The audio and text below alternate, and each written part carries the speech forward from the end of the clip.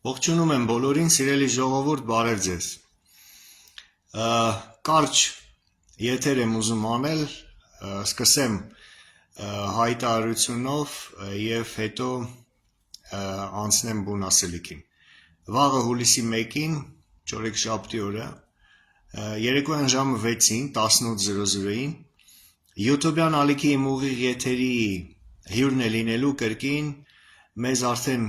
քաչ հայտնի պարոն Վիաչեսլավ Շիրաևը, ռուս հայտնի տնտեսագետ եւ քաղաքական վերլուծաբան, եւ սա արդեն կլինի իմ 6-րդ հանդիպումը պարոն Շիրաևի հետ, առաջինը կայացավ, եթե հիշում եք, անցած տարի դեկտեմբերին Բևերի YouTube-յան ալիքի հարթակում, այնուհետև մարտ, ապրիլ, մայիս, հունիս ամիսներին իմ YouTube-յան ալիքի եթերում։ Եվ վաղ արդեն մեր 6-րդ զրույցն է ժամը 6-ին, հուլիսի 1-ին, եւ ես շատ եմ կարևորում, ճիշտն ասած, վաղվա մեր հանդիպումը, որովհետեւ նախ ես հետևում եմ իհարկե պարոն Շիրաևին եւ նրա եթերները եւ նրա հայտարարությունները, վերլուծությունները, եւ ինքը կարող եմ ասել, որ այն եզակի քաղաքական վերլուծաբաններից է, որի կանխատեսումները, եթե ոչ 100, ապա գոնե 90% ճշտությամբ իրականանում են։ Եթե հիշում եք, ապրիլի մեր եթերի ընթացքում ինքը ասեց, որ ապրիլից կսկսվի բեկումը եւ քաղաքական, եւ ռազմական, եւ տնտեսական առումով, եւ այդպես էլ եղավ։ Արդեն մայիսին նա կանխատեսեց վառելիքի ճգնաժամ Ռուսաստանում, այն ժամանակ շատերը չէին հավատում, նրան մեղադրում էին, նույնիսկ հեգնում էին եւ այլն, բայց այն ինչ մենք հիմա տեսնում ենք, արդեն հիմա տեսնում ենք Ռուսաստանում, Ղրիմում, ճշտությամբ արտացոլվում է պարոն Շիրաևի կանխատեսումները։ Եվ ահա Շիրաևը ասում է, որ հենց հուլիս ամիսը կարող է դառնալ կրիտիկական եւ վճռորոշ ամիս Պուտինյան ռեժիմի համար, իհարկե հիմնական պատճառը կլինի վառելիքի ճգնաժամը, բայց ոչ միայն, նաեւ բյուջեի խնդիրները, ռազմաճակատում տիրող իրավիճակը Ղրիմում եւ այլն, եւ գնալով պարոն Շիրաևը ավելի վստահ է խոսում նրա մասին, որ աշնանը սպասվող սեպտեմբերի 20-ին սպասվող Ռուսաստանում Պետդումայի ընտրությունները կարող են տեղի չունենալ, պարզապես այն պատճառով, որ մինչև աշուն այնքան բան տեղի կունենա, որ Պուտինյան ռեժիմը փլուզման շեմին կամ փլուզված կլինի արդեն, եւ քաոս կլինի, եւ ընտրությունները կչեղարկվեն։ Ասեմ, որ պարոն Շիրաևի տվյալները ստույգ են նաեւ այն պատճառով, որ բացի իր վերլուծական ունակություններից ինքը ունի շատ ու շատ աղբյուրներ հենց Ռուսաստանի ներսում, որտեղ երկար տարիներ բիզնեսով է զբաղվել Ռուսաստանում եւ մեծ կապեր ունի։ Եվ հենց Ռուսաստանի ներսից իր ինսայդերական տեղեկություններով ինքը ճշգրիտ ինֆորմացիա է ստանում Ռուսաստանում իրական իրավիճակի, տնտեսական, քաղաքական իրավիճակի մասին։ Այնպես որ խորհուրդ եմ տալիս անպայման դիտել մեր վաղվա զրույցը, կրկնում եմ հուլիսի 1-ին, վաղը ժամը 18:00-ին իմ YouTube-յան ալիքի ուղիղ եթերում։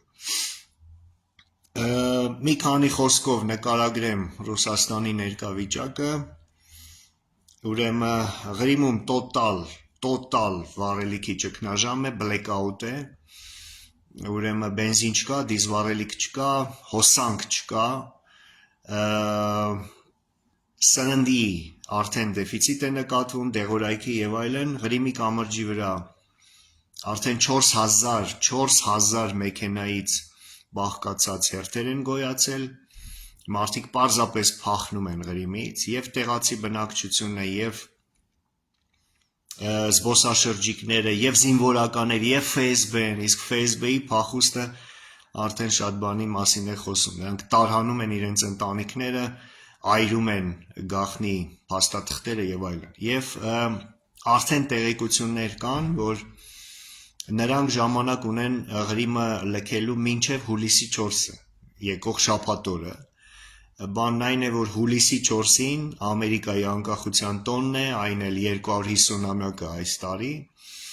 եւ Ուկրաինայից ստացվում են տեղեկություններ, որ հուլիսի 4-ին լինելու է հարված Ղրիմի կամրջի վրա, եւ Ղրիմի կամուրջը այլևս գոյություն չունենա, եւ այդ վերջի ճանապարհը փախուստի համար կվերանա, այնպես որ Ղրիմը լքելու ցանկություն ունեցող մարդիկ ունեն ժամանակ մինչև հուլիսի 4-ը, ասեմ, որ այս գիշեր եւ նախորդ գիշերները եւս դաժան հրթիռակոծության են ենթարկվել Ռուսաստանի Ղրիմի տարբեր օբյեկտներ, նավթամշակման գործարաններ, ջերմաէլեկտրակայաններ, պահեստներ եւ այլն, հենց հիմա Մոսկվան հարձակման է ենթարկվում, օդանավակայանները պարալիզացված վիճակում են, վաղը մենք մանրամասն ձեզ կպատմենք, թե որ նավթամշակման գործարաններն են վնասվել, ինչքան է կազմում վառելիքի դեֆիցիտը եւ այլն, եւ եթե այսպես շարունակվի իրոք մի քանի շաբաթվա ընթացքում, արդեն հուլիս ամսվա ընթացքում կարող է լինել վառելիքի ճգնաժամ, իսկ բենզինի դիզվառելիքի բացակայությունը նշանակում է գների աճ, նշանակում է ավտոփոխադրումների դադարում, այդ թվում նաև պարենի, դատարկ խանութներ, դեղորայքի բացակայություն, աղբահանության բացակայություն, ամառվա շոգին կուտակված աղբի այդ կույտերը, ինչը բերելու է նաև սանիտարական վիճակի վատ տարածման, հիվանդությունների եւ այլն, այսինքն հումանիտար ճգնաժամ, արդեն Ռուսաստանի գրեթե բոլոր ռեգիոններում վառելիքի խնդիր կա, սահմանափակվում է վառելիքի վաճառքը, շատ ավտոլացակայաններում վառելիք ընդհանրապես չկա, կիլոմետրանոց հերթեր են, մարդիկ ծեծում են իրար բենզինի հերթերում եւ այլն, այսինքն վաղը մենք մանրամասն սրա մասին կխոսենք, ժողովուրդ ջան, բայց ես ինչ եմ ուզում ասել, այո, մենք կանգնած ենք լրջագույն մարտահրավերների առջև եւ Նիկոլ Փաշինյանը երկիրը տանում է դեպի վիլայետ, բայց ես ի տարբերություն շատ այլ քաղաքական գործիչների չեմ տարանջատում գուբերնիան վիլայետից եւ ես վստահ եմ, որ այն թրքացումը, որը հիմա կատարվում է Ռուսաստանի իմացությամբ, Ռուսաստանի հովանավորությամբ եւ այստեղ միայն խնդիրը նրանում է, թե Ռուսաստանն ու Թուրքիան ոնց կբաժանեն միմյանց միջև տարածաշրջանն ու Հայաստանը, այսինքն քանի տոկոս Հայաստանը կդառնա վիլայետ, քանի տոկոս կմնա գուբերնիա։ Եվ ես կատեգորիկ համաձայն չեմ այն քաղաքական գործիչների հետ, ովքեր կարծում են, որ գուբերնիան եւ վիլայետը տարբեր բաներ են, առավել եւս ովքեր կարծում են, որ ռսահպատակ կամ կրեմլահպատակ գործիչներն ու ուժերը փորձում են կասեցնել Հայաստանի թրքացումը։ Կարծում եմ դա այդպես չէ, եւ ես վստահ եմ, որ մենք շուտով կհամոզվենք, որ Սամվել Կարապետյան կոչվող այդ քաղաքական այսպես կոչված գործիչը ընդամենը հերթական խաղն է Կրեմլի կողմից, մենք արդեն տեսնում ենք, որ նա փողոցային պրոցեսներ չկարողացավ կամ չցանկացավ գեներացնել, որովհետև չկար համապատասխան հրահանգ Կրեմլից, կրկնում եմ, սա իմ անձնական կարծիքն է։ Մենք արդեն տեսնում ենք, որ նրանք նույնիսկ չեն բացառում մանդատները վերցնելու հնարավորությունն ու տարբերակը, ես վստահ եմ, որ նրանք կվարվեն այնպես, ինչպես կասի Կրեմլը Վլադիմիր Պուտինը, եւ նրանք, եւ Ռոբերտ Քոչարյանը, եւ Գագիկ Ծառուկյանը եւ այլն։ Իսկ Վլադիմիր Պուտինը առայժմ ճնշում է բանեցնում Նիկոլ Փաշինյանի վրա, ըստ 168.am կայքի Նիկոլ Փաշինյանի փորձերը ԱԳՆ-ի միջոցով, իր աշխատակազմի միջոցով կազմակերպել կամ այց Մոսկվա կամ գոնե հեռախոսազրույց Պուտինի հետ հաջողության չեն պսակվել, բայց դա չի նշանակում, որ Պուտինը ունի Նիկոլին փոխելու որոշում, Նիկոլին լավ տանջելուց հետո չի բացառվում, որ